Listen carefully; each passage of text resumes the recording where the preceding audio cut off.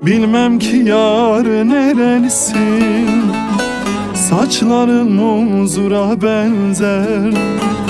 Söyle yar Dersimli misin, kibriğin ok ayda gezer.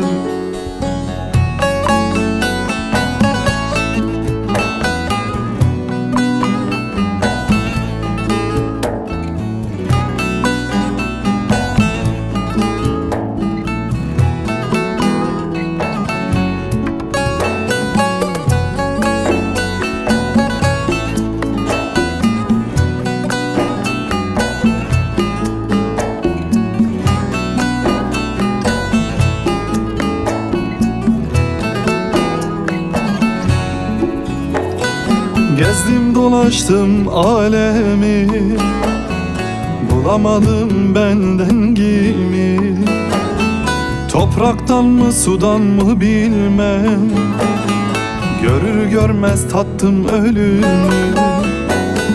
Topraktan mı sudan mı bilmem, görür görmez tattım ölümü. Bilmem ki yar nerelisin, saçların huzura benzer. Söyle yar Dersimli misin, kibriğin ok ayda gezer.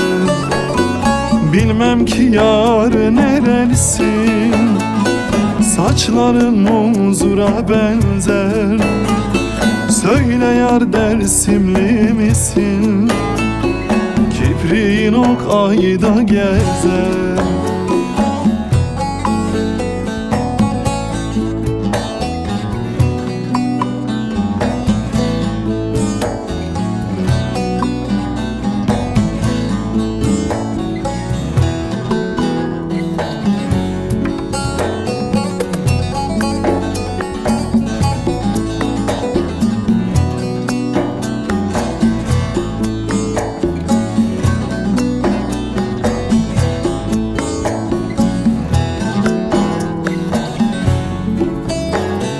Yar sevdalım hozatlıymış, ömründe hep sürgün kalmış.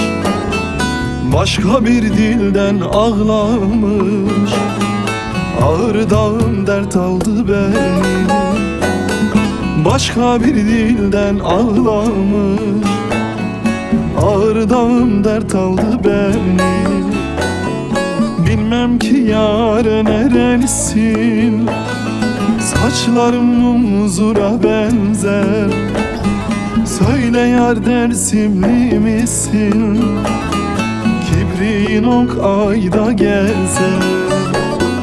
Bilmem ki yar nerelisin, saçların huzura benzer.